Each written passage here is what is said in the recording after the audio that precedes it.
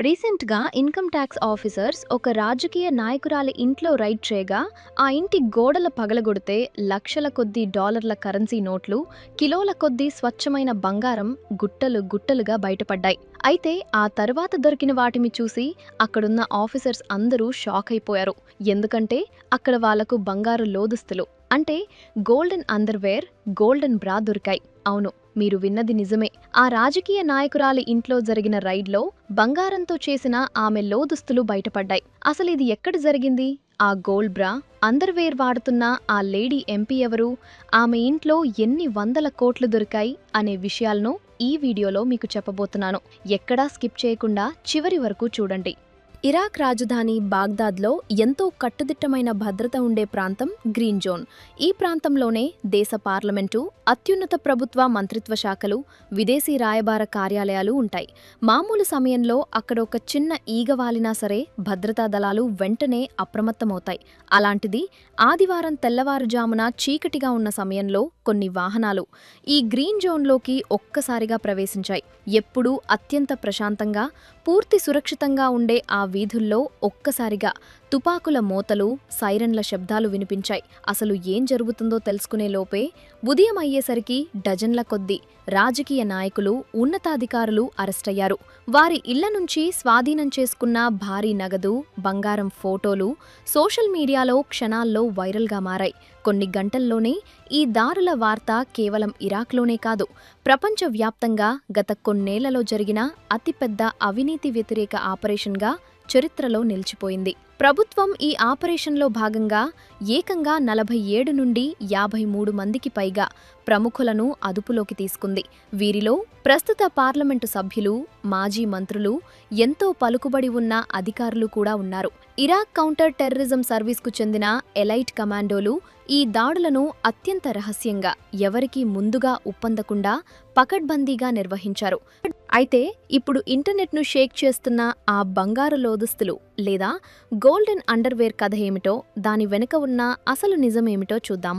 Iraq parliament సభ్యురాలు Hind L Abbasi ఇంటిపై జరిగిన దాడిలో సుమారు $57 మిలియన్ నగదు, అంటే మన భారతీయ కరెన్సీలో లెక్కేసుకుంటే సుమారు 475 కోట్ల రూపాయలు, అలాగే 27 కిలోల స్వచ్ఛమైన బంగారం, వీటన్నిటితో పాటు ఒక బంగారు లోదుస్తులు దొరికాయని కొన్ని మీడియా సంస్థలు ప్రముఖంగా వార్తలు ప్రసారం చేశాయి. ఇంకేముంది, ఇంటర్నెట్లో మీమ్స్ వర్షం కురిసింది. సాధారణ ప్రజలు తమ మామూలు లోదుస్తులను ఆ ఎంపీ గారి బంగారు లోదుస్తులతో పోల్చుతూ రకరకాల మీమ్స్, ఫోటోలు షేర్ చేశారు. కొందరు నెటిజన్లు స్పందిస్తూ ఇరాక్ ప్రజల కష్టార్జితం, దేశ సంపద అంతా ఎక్కడికి పోయిందో మాకిప్పుడు అర్థమైంది అని కామెంట్స్ చేస్తే, మరికొందరు వీళ్లు ప్రపంచ ప్రఖ్యాత పాప్ సింగర్ షకీరా, ఫుట్బాల్ దిగ్గజం క్రిస్టియానో రొనాల్డో, ఎలన్ మస్క్ కంటే కూడా ధనవంతులు అని వెటకారం చేశారు. ఇంకొందరైతే కేవలం ఆ ఇంట్లో దొరికిన ఒక బ్రా నా జీవితాన్ని పూర్తిగా సెట్ చేస్తుంది అని సరదాగా జోకులు పేల్చారు. ప్రముఖ video game grand theft auto తరహాలో కూడా కొన్ని మీమ్స్ సోషల్ మీడియాలో విపరీతంగా వైరల్ అయ్యాయి. అయితే ఇరాక్ అధికారులు దేశవ్యాప్తంగా భారీగా అవినీతి వ్యతిరేక దాడులు నిర్వహించింది.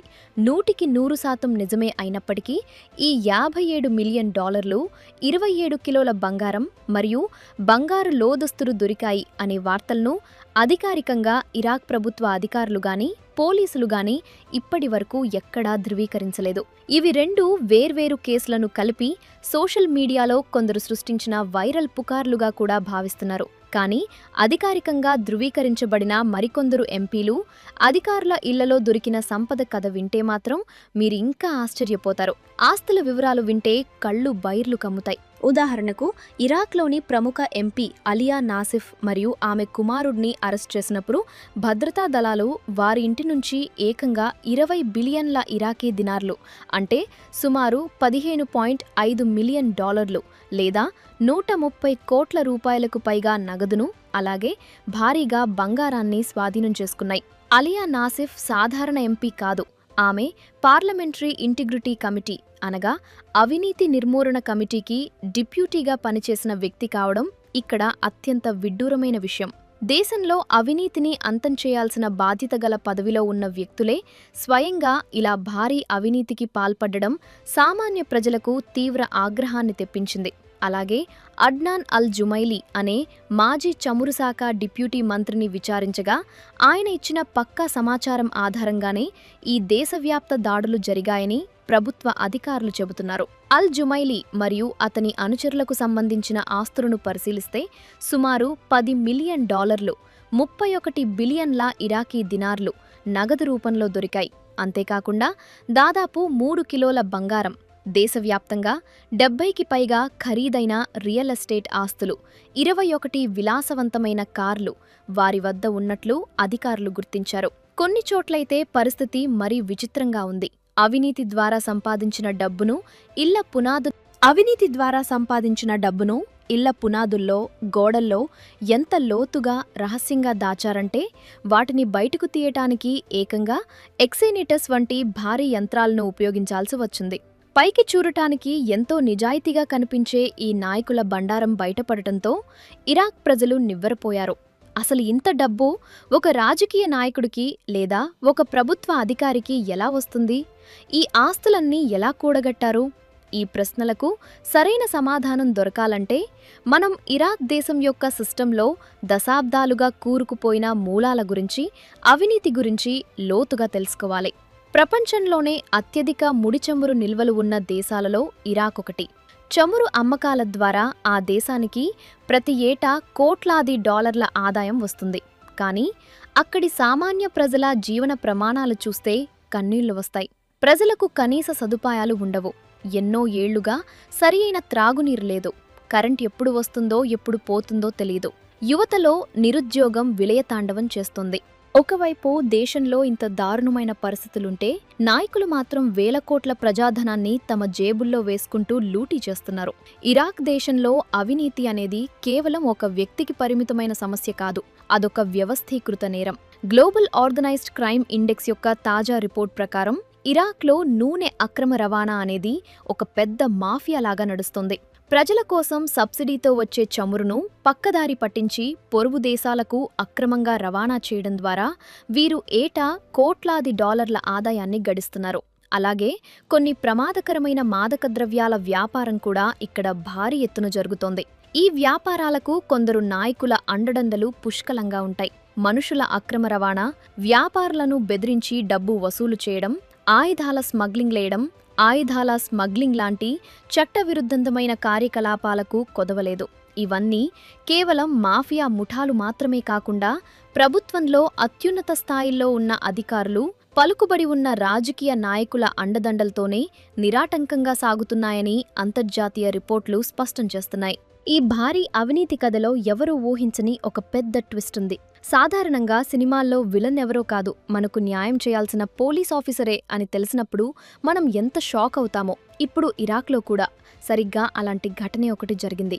దేశంలో అవినీతిని అరికట్టడానికి, అధికారుల నిజాయితీని కాపాడటానికి ప్రభుత్వమే స్వయంగా ఏర్పాటు చేసిన కమిషన్ ఆఫ్ ఇంటిగ్రిటీ విభాగానికి హెడ్గా ఉన్న హైదర్ హనూన్ అనే ఉన్నతాధికారిపైనే స్థానిక కోర్టు ఏకంగా అరెస్ట్ వారెంట్ జారీ చేసింది.